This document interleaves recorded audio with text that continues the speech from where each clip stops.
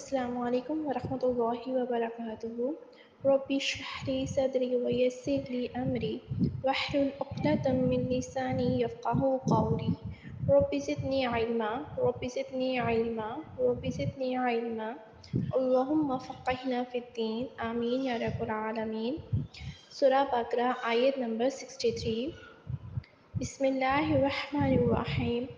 وَإِذْ أَخَذْنَا، اور جب ہم نے لیا، مِيثَاقَكُمْ، تم سے اقرار، وَرَفَعْنَا، اور ہم نے اٹھایا، فَوْقَكُمُ الطُّورَ، تمہارے اوپر کوہ طور، خُذُوا مَا آتَيْنَاكُمْ،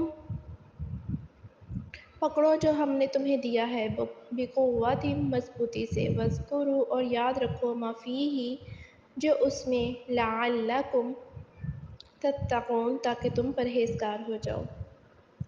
اور یاد کرو جب ہم نے تم سے عہد لیا اور تمہارے سروں پر کوہ طور کو معلق کر دیا اور کہا کہ مضبوطی سے تھامو اس کتاب کو جو ہم نے تمہیں عطا کی ہے، اور جو کچھ اس میں بیان کیا گیا ہے اسے یاد کرو، اس امید پر کہ تم پرہیزگار بن جاؤ۔ بنی اسرائیل مدینے میں بھی آباد تھے اور مدینے کے آس پاس بھی۔ جب قرآن اتر آتا تو اس میں صرف اہل ایمان کے لیے ہی نہیں بلکہ اہل کتاب کے لیے بھی یاد دہانی تھی، اور جتنی بار ان کا ذکر آتا ہے وہاں پر آپ دیکھتے ہیں کہ اس کا لفظ آتا ہے، یاد کرو وہ وقت۔ تو کس کو یاد دہانی کرائی جا رہی ہے؟ اس وقت کے بنی اسرائیل کو اور اس کے بعد کے لوگوں کو بھی، کہ اپنی تاریخ کو دیکھو، اس وقت کو یاد کرو۔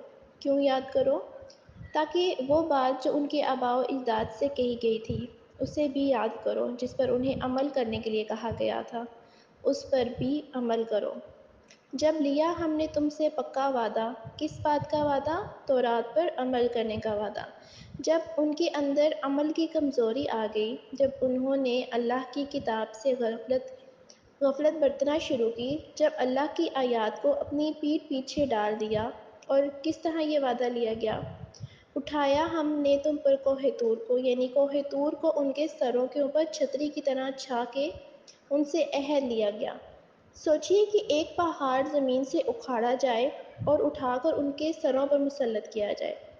سورہ الاعراف 171 میں آتا ہے کہ اور جب ہم نے ان کے اوپر پہاڑ اٹھا کر چھتری کی طرح چھا دیا، یعنی بڑا صاحبان جیسے ہوتا ہے نا، جیسے آپ سمجھے کہ چھت کی طرح لیکن بغیر دیواروں کے۔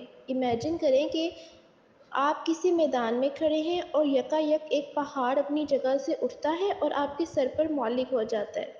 تو اس وقت کہا گیا پکڑ لو، لے لو جو بھی ہم نے تم کو دیا ہے، تو رات میں سے جو بھی تمہارے پاس ہے اسے قوت یعنی مضبوطی سے پکڑو۔ اب مضبوطی سے پکڑنے سے مراد صرف ہاتھوں کے ساتھ مضبوطی یا زور سے پکڑنا نہیں ہے، پوری طاقت لگا کے کسی چیز کو پکڑ لیا جائے۔ کتاب حصی طور پر احتیاط کے ساتھ مضبوطی کے ساتھ پکڑی جاتی ہے، اور اس کے ساتھ ساتھ معنوی طور پر بھی، عملی طور پر بھی، اور یہاں اسی کی طرف اشارہ ہے کہ اس کے اندر جو احکامات ہیں، جو کچھ اس میں کہا گیا ہے اس کو پوری طرح سے لے لو، اس کے احکام کے معاملے میں غفلت نہ برتو، سستی نہ برتو، اس کو چھوڑ نہ دو، اس کو بھلا نہ دو، ایک طرف نہ رکھ دو، طاقوں میں نہ سجا دو۔ وہ جس سے نا ماہر القادری کی ایک نظم شاید آپ لوگوں نے بھی سنی ہو، جس میں وہ قرآن کا شکوہ لکھتے ہیں، طاقوں میں سجایا جاتا ہوں، یعنی کہ میری قدر و قیمت اور عظمت کیا رہ گئی ہے کہ بس مجھے اونچی جگہوں پر سجا کے رکھ دیا گیا ہے۔ اور آج کل حقیقت بھی یہی ہے کہ ہم نے بھی اپنی کتاب کے ساتھ کیا کیا ہے، خوبصورت کیلیگرافی کے ساتھ اس کو ڈیکوریشن پیس بنا لیا ہے، یا یہ اس کو بہت عزت، ادب، تقدس، احترام کے ساتھ بہت سنبھال کے رکھ دیا ہے، اور کھولنے کی نوبت بھی نہیں آتی۔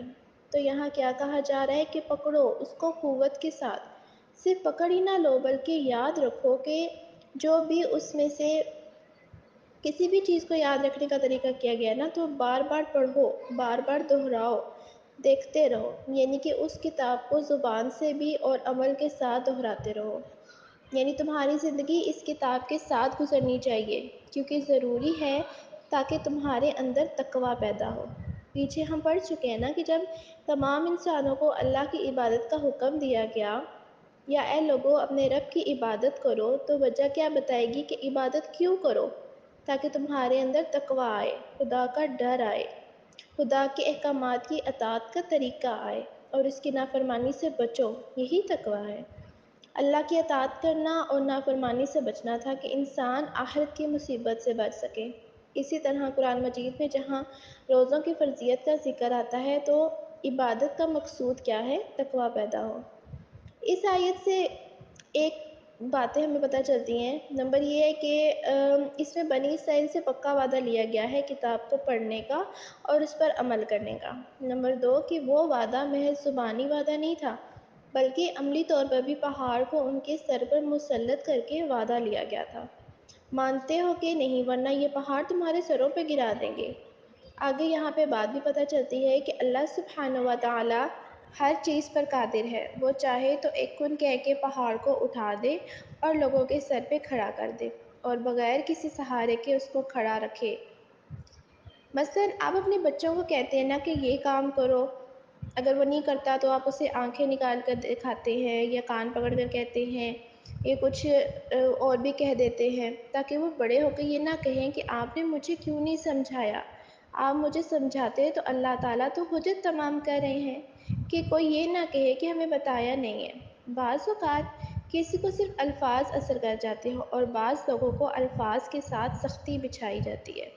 اور جو لوگ کہتے ہیں نا کہ دین میں کوئی جبر نہیں ہے، ٹھیک ہے، جب تک آپ مسلمان نہیں ہیں تو آپ پہ جبر نہیں ہے، جب آپ مسلمان ہو گئے تو پھر کیا ہے؟ جبر ہے۔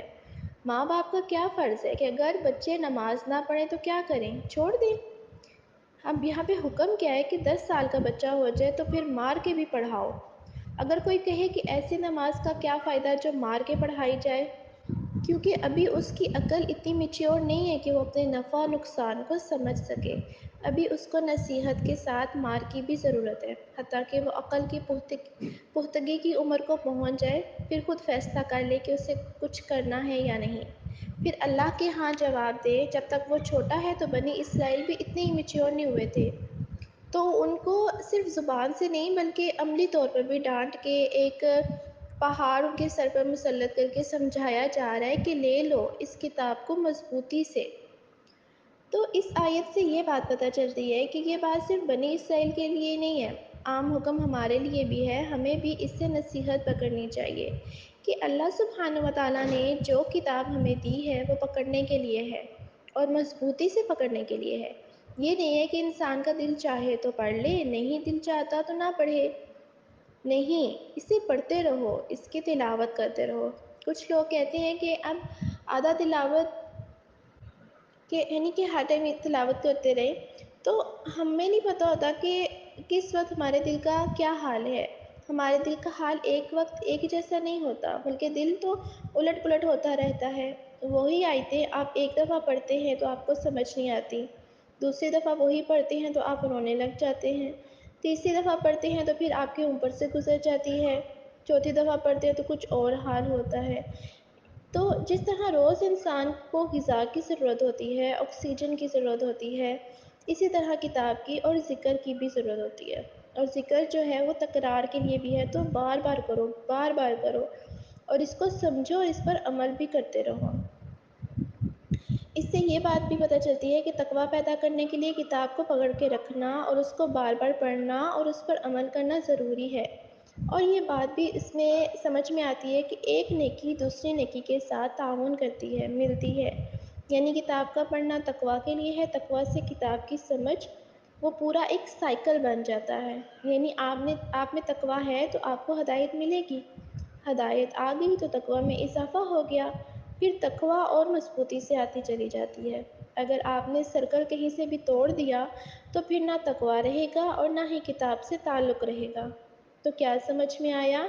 ایک بات اگر یاد رکھیں تو کافی ہے کہ اس پوری آیت میں نا تقویٰ کے لیے کتاب سے تعلق ضروری ہے، تو کتاب میں تدبر، غور و فکر، اس کا پڑھنا اور اس کا پڑھانا، اس کا علم ہے جو اس کو حاصل کرنا اور اس کو سیکھنا، یہ سب کیا ہے؟ یہ تقویٰ کے حصول کا ایک ذریعہ ہے۔ جزاک اللہ خیر۔